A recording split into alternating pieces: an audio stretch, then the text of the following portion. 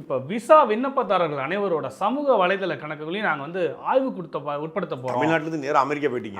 எல்லாமே நம்ம உலக செய்தியும் பேசுவோம்ல. அமெரிக்காவில் இந்த மாதிரி ஒரு அறிவிப்பு கொடுத்துருக்காங்க. இது சமூக ஊடக கணக்குலையும் கண்காணிப்போம் அப்படின்னு அமெரிக்கா சொல்லியிருக்குது. சர்வாதிகாரம் அப்படிங்கிறத தாண்டி இந்த ஒட்டுமொத்தமான இந்த அரசுகளுமே கொடுங்கோன்மை நோக்கி போதும் அப்படிங்கிற கேள்வி வருது. சமூக வலைதளத்தில் இப்போ நான் வந்து ஒரு தனியார் மைய கொள்கையை, உலகமய கோட்பாட்டை எதிர்க்கிறேன். குறிப்பாக ஃபாக்ஸ்கான் நிறுவனத்தை நான் எதிர்க்கிறேன்னு சொல்லுவாங்க. இப்போ என்ன பண்றான்னா ஃபாக்ஸ்கான் நிறுவனத்தை சாட்டை துறைமுறை எதிர்க்கிறான் அப்படிங்கிறத வாட்ச் பண்றான். அப்போ நான் அமெரிக்காவுக்கு விசா கேட்டால் தரமாட்டேன். நான் சுற்றி பார்க்க போனே ஆசைப்படுறேன், தரமாட்டான். இந்த மாதிரி யார் யாரெல்லாம் அமெரிக்க நிறுவனங்களுக்கோ இல்லை வந்து அமெரிக்காவுக்கு எதிராகவோ அமெரிக்கா செய்யக்கூடிய அட்ராசிட்டிக்கு எதிராகவோ என்னென்ன பதிவுகள் போடுறாங்க அப்படின்னு பார்ப்பதற்காகத்தான் இந்த சமூக வலைதளத்தை கண்காணிப்புன்னு சொல்றது. ஒரு தனி மனிதனுக்கும் ஒரு கருத்து இருக்கு. ஒருத்தர் ட்ரம்புக்கு எதிராக இருப்பாரு, ஒருத்தர் ட்ரம்புக்கு ஆதரவா இருப்பாரு, ஒருத்தர் அமெரிக்காவுடைய பொருளாதாரத்துக்கு எதிராக இருப்பாரு இல்ல ஆதரவா இருப்பாரு, ஒருத்தர் இந்திய நாட்டுடைய மோடிக்கு எதிராக இருப்பாரு ஆதரவா இருப்பாரு.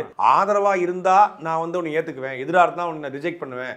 அப்போ அப்படின்னு சொல்றது வந்து முழுக்க முழுக்க கருத்து சுதந்திரத்துக்கு எதிரான ஒரு கோட்பாடு. ஆனா வெளிப்படையாக சொல்றது என்ன, சமூக வலைதளங்கள்ல தவறான நபர்களை ஐடென்டிஃபை பண்றதுக்காகத்தான் இந்த அமெரிக்காவுக்கு விசா அப்ளை பண்ணக்கூடிய நபர்களுடைய சோசியல் மீடியாவை நாங்கள் கண்காணிப்போம். சோசியல் மீடியாவில் பல பேருக்கு வந்து ஃபேக் ஐடி தான் வச்சிருக்கான். நீங்க அவனை எப்படி கண்காணிப்பீங்க? இன்னைக்கு பல பேர் வெட்டியான், எக்ஸ்பெரி, அது திமுக பாம்பு, புலி, பூரா, பள்ளி, ஓனா,